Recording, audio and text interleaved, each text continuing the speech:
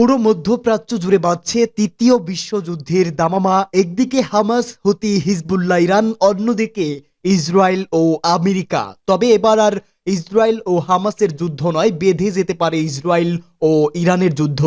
আর এরই মধ্যেই আমাদের হাতে এসে পৌঁছেছে গুরুত্বপূর্ণ আন্তর্জাতিক সংবাদ। শুরুতেই শিরোনাম। আমরাই গাজায় যা করেছি তার জন্য আমি দুঃখিত, ইসরায়েলি সেনার মন্তব্য। পরেই জানাবো, বড় অভিযান ও দীর্ঘমেয়াদী যুদ্ধের জন্য ইরান সম্পূর্ণ প্রস্তুত, আইআরজিসি কমান্ডারের হুঁশিয়ারি। এদিকে ইসরায়েলের আরও 4 সেনা নিহত। জানাবো, হামাস সব শর্তে সম্মত না হওয়া পর্যন্ত যুদ্ধবিরতি চুক্তি নিয়ে ভোট নয়, নেতানিয়াহুর কড়া বার্তা। এবং সর্বশেষ জানাবো, মার্কিন যুদ্ধজাহাজে আবারও ক্ষেপণাস্ত্র হামলা চালালো ইয়েমেনের হুতি বিদ্রোহীরা। সংবাদ শিরোনাম শুনছিলেন, এবারে বিস্তারিত। তবে তার আগে প্রতিদিনের আপডেট আন্তর্জাতিক সংবাদ সবার আগে পেতে ভিডিওটিতে একটি লাইক দিয়ে চ্যানেলটি সাবস্ক্রাইব করার অনুরোধ রইল। আমরা গাজায় যা করেছি তার জন্য আমি দুঃখিত, এক ইসরায়েলি সেনা। ইসরায়েলের সাবেক সেনা কর্মকর্তা ইয়োতাম ভিল্ক ফিলিস্তিনের গাজা উপত্যকায় যুদ্ধ নিয়ে দুঃখ প্রকাশ করেছেন। তিনি বলেছেন, অবরুদ্ধ গাজার বাফার জোনে ইসরায়েলি সেনারা একটি নিরস্ত্র ফিলিস্তিনি কিশোরকে গুলি করে হত্যা করেছে এবং সেই হৃদয় বিদারক দৃশ্য আজও তার মনে রয়ে গেছে। ভিল্ক আরও জানান, গাজা উপত্যকার বাফার জোনে অনুমোদিত ব্যক্তি দেখলে গুলি করার নির্দেশ ছিল এবং তিনি নিজে অন্তত 12 জনকে এভাবে নিহত হতে দেখেছেন।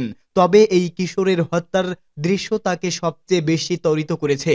এদিকে ইসরায়েল ও হামাস একটি যুদ্ধবিরতি চুক্তিতে সম্মত হয়েছে। যুদ্ধবিরতি কার্যকর হবে আগামী রোববার থেকে, খবর এপির। উল্লেখ, গাজা সংঘাতের মধ্যে এমন অনেক ইসরায়েলি সেনা রয়েছেন যারা যুদ্ধের পক্ষে নন, কিন্তু সেনা যুদ্ধ বন্ধের জন্য সরকারি পদক্ষেপের দাবি জানিয়ে চিঠি লিখেছেন। তাদের মতে তারা এমন কিছু দেখেছেন বা করেছেন যা নৈতিকতার সীমা ছাড়িয়েছে, যার ফলে তারা যুদ্ধের বিরুদ্ধে অবস্থান নিয়েছে এবং সরকারকে যুদ্ধবিরতির পথে হাঁটতে আহ্বান জানিয়েছেন। গাজায় যুদ্ধের বিরুদ্ধে অবস্থান নেওয়া 7 জন ইসরায়েলি সেনা সম্প্রতি বার্তা সংস্থা এপির এক প্রতিবেদনে বলেছে, তারা যে হত্যাযোগ্য ও ধ্বংসযোগ্য দেখেছেন তা তাদের হৃদয়ে গভীরে প্রভাব ফেলেছে। তাদের মধ্যে কেউ কেউ জানিয়েছে, তাদের বলা হয়েছিল ফিলিস্তিনিদের ঘরবাড়ি পুড়িয়ে দিতে, যেগুলোর মধ্যে কোনো হুমকি ছিল না। তারা লুটপাট ও ধ্বংসযজ্ঞেরও সাক্ষী ছিল।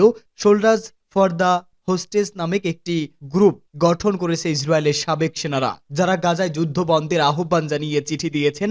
তারা তেল আবিবে একটি অনুষ্ঠানে অংশগ্রহণ করেন যেখানে মার্টিন লুথার কিং এর একটি উদ্রিক্ত অন্যায্য আইন অমান্য করার নৈতিক দায়িত্ব শেয়ার করা হয়। তাদের মতে, গাজা উপত্যকায় যে অন্যায় হচ্ছে তার বিরুদ্ধে দাঁড়ানো তাদের মানবিক দায়িত্ব। ইসরায়েলি সেনাদের উপর গাজার যুদ্ধে গভীর প্রভাব ফেলেছে। বড় অভিযান ও দীর্ঘমেয়াদী যুদ্ধের জন্য ইরান প্রস্তুত, আইআরজিসির প্রধান কমান্ডারের কড়া হুঁশিয়ারি। ইরানের সেনাবাহিনী বছরের পর বছর ধরে বড় ধরনের যুদ্ধের জন্য প্রস্তুতি নিয়ে রেখেছে বলে জানিয়েছেন দেশটির আইআরজিসির প্রধান কমান্ডার মেজর জেনারেল হোসেন সালামি। আজ শুক্রবার জুম্মা নামাজের পরে তিনি এই হুঁশিয়ারি দেন। তিনি বলেন, ইরান বড় আকারের অভিযান এবং আপাতত দৃষ্টিতে বৃহৎ শক্তির আন্তঃসংযুক্ত বাহিনীগুলোর সঙ্গে কঠিন এমনকি দীর্ঘমেয়াদী যুদ্ধের জন্য প্রস্তুতি নিয়ে রেখেছে। আইআরজিসির বিমান প্রতিরক্ষা ইউনিটের ক্ষেপণাস্ত্র বিভাগের কর্মীদের এক সমাবেশে জেনারেল সালামি এই তথ্য জানিয়েছে। তিনি বলেন, শত্রুদের অবশ্যই এই তথ্যটি সম্পর্কে অবগত থাকতে হবে। শত্রুর বাড়াবাড়ি, বলদর্পী নীতি এবং আগ্রাসন প্রতিরোধে ইরানের এমন রাজনৈতিক ইচ্ছা শক্তি রয়েছে যা সবসময় চলমান, নিখুঁত এবং দৃঢ়। জেনারেল সালামি জোর দিয়ে বলেন যে ইরানি জাতি শত্রুর বিরুদ্ধে সমস্ত শক্তি নিয়ে দাঁড়িয়ে আছে। আমরা আমাদের স্বাধীনতা, পরিচয়, সুনাম এবং কর্তৃত্ব রক্ষার জন্য কখনো সীমানার বাইরে কোনো শক্তির উপর নির্ভর করিনি। মূলত আমরা আমাদের কর্মকাণ্ডের উপর ভিত্তি করে দেশের প্রতিরক্ষা কাঠামো তৈরি করিনি। আইআরজিসির প্রধান কমান্ডার আরও বলেন, ইহুদিবাদী ইসরায়েলের বিরুদ্ধে সত্য প্রতিশ্রুতি 1 ও 2 অভিযান ইরানি জাতির ক্ষমতা প্রদর্শনের একটি ক্ষুদ্রতম অংশ মাত্র। তিনি বলেন, ইরানের ক্ষেপণাস্ত্রগুলো প্রতিদিন আধুনিকায়ন হচ্ছে এবং এগুলোর দক্ষতা, পরিমাণ এবং গুণগত মান বৃদ্ধি পাচ্ছে। ইসরায়েলের 4 সেনা নিহত। ফিলিস্তিনের গাজা উপত্যকায় ইসরায়েলি দখলদার বাহিনীর বিরুদ্ধে এখনও লড়াই অব্যাহত রেখেছে স্বাধীনতাকামীরা। যার প্রমাণ মেলে ইসরায়েলি বাহিনীর এক বিবৃতিতে। ইসরায়েলি প্রতিরক্ষা বাহিনী জানায়, উত্তর গাজা উপত্যকায় লড়াইয়ে তাদের 4 সৈন্য নিহত এবং 6 জন আহত হয়েছে। গাজায় যুদ্ধবিরতির পরও এই হামলা হলো বলে জানায় হামাস বাহিনী। এ নিয়ে হামাসের বিরুদ্ধে স্থল আক্রমণ শুরুর পর গাজায় ইসরায়েলি সেনা নিহতের সংখ্যা 402-এ পৌঁছালো। খবর দ্য টাইমস অফ ইসরায়েল নিহত সৈন্যের পরিচয় ও ছবি প্রকাশ করেছে ইসরায়েলি বাহিনী। আহত 6 সৈন্যের মধ্যে 2 জনের অবস্থা গুরুতর বলেও জানানো হয়েছে। তাদের উন্নত চিকিৎসার জন্য ইসরায়েলের হাসপাতালে আনা হয়েছে। চিকিৎসক বলেছে তারা সর্বাত্মক চেষ্টা চালাচ্ছেন, কিন্তু জখম গুরুতর হওয়ায় বেঁচে থাকার নিশ্চয়তা নয়। আইডিএফ ওই ঘটনার প্রাথমিক তদন্ত শেষ করেছে। তাদের তথ্যমতে উত্তর গাজার বেইত হানুনে সৈন্যদের উপর বন্দুকধারী হামলা করে স্বাধীনতাকামীরা একটি বিস্ফোরক ডিভাইস ছুড়ে মারলে ওই হতাহতের ঘটনা ঘটে। এ সময় ইসরায়েলি বাহিনীকে লক্ষ্য করে গুলিও চালিয়েছে তারা। হামাসের সব শর্তে সম্মত না হওয়া পর্যন্ত যুদ্ধবিরতি চুক্তি নিয়ে ভোট নয়, মন্তব্য নেতানিয়াহুর। ফিলিস্তিনের গাজা উপত্যকায় যুদ্ধবিরতি নিয়ে ইসরায়েলের মন্ত্রিসভায় যে প্রস্তাব অনুমোদন হওয়ার কথা তা এখনো হয়নি। হামাসের চুক্তিতে শেষ মুহূর্তের পরিবর্তন চাইছে অভিযোগ করে যুদ্ধবিরতি চুক্তি অনুমোদনের জন্য মন্ত্রিসভার ভোটাভুটি স্থগিত করে দেন ইসরায়েলি প্রধানমন্ত্রী বেনিয়ামিন নেতানিয়াহু। ভোটাভুটির কয়েক ঘন্টা আগে নেতানিয়াহু জানান, হামাস সব শর্তে রাজি না হওয়া পর্যন্ত যুদ্ধবিরতি চুক্তি নিয়ে ভোটাভুটির আয়োজন করবে না ইসরায়েলের মন্ত্রিসভা। এই প্রস্তাব অনুমোদনের জন্য নির্ধারিত ছিল। নেতানিয়াহুর এমন ঘোষণার পর যুক্তরাষ্ট্রের পররাষ্ট্রমন্ত্রী অ্যান্টনি ব্লিংকেন বলেছেন, সম্পূর্ণ করা হয়নি, এমন একটি অংশ যুক্ত করা হয়েছে।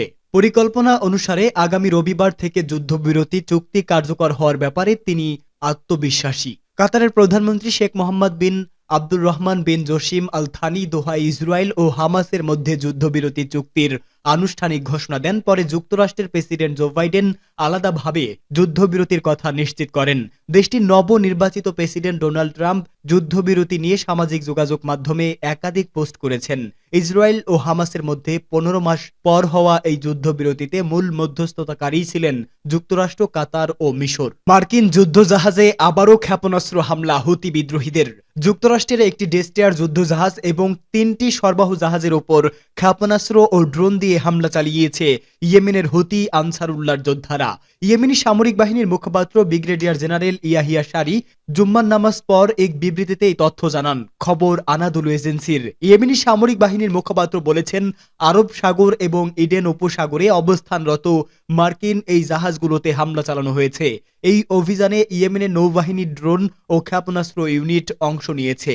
সারি বলেন, 16টি শক্তিশালী ব্যালিস্টিক ও ক্রুজ ক্ষেপণাস্ত্র এবং ড্রোন দিয়ে এই হামলা চালানো হয়। ক্ষেপণাস্ত্র এবং ড্রোনগুলো সুনির্দিষ্ট লক্ষ্যবস্তুতে নিখুঁতভাবে আঘাত এনেছে। তিনি বলেন, ইয়েমেনের উপর সাম্প্রতিক দিনগুলোতে ইঙ্গো ও মার্কিন বাহিনীর হামলার জবাবে এই হামলা চালানো হয়েছে। তিনি বলেন, ইয়েমেনের নৌবাহিনীর ড্রোন এবং মিসাইল ফোর্স মহান আল্লাহর সাহায্য নিয়ে মার্কিন সামরিক বাহিনীর একটি ডেস্ট্রয়ার এবং 3টি সরবরাহ জাহাজে অত্যন্ত সফল অভিযান চালিয়েছে। অভিযান সফল হওয়ায় তিনি মহান আল্লাহকে বিশেষভাবে ধন্যবাদ জানান, তাদেরকে ইমানি শক্তি দেওয়ার জন্য। এর আগে গতকাল ইয়েমেনের সামরিক বাহিনী ইহুদিবাদী ইসরায়েলের গুরুত্বপূর্ণ একটি লক্ষ্যবস্তুতেও ক্ষেপণাস্ত্র হামলা চালায়। এই অভিযানে ইয়েমেনের সেনারা প্যালেস্টাইন 2 নামের একটি হাইপারসোনিক ক্ষেপণাস্ত্র ব্যবহার করে।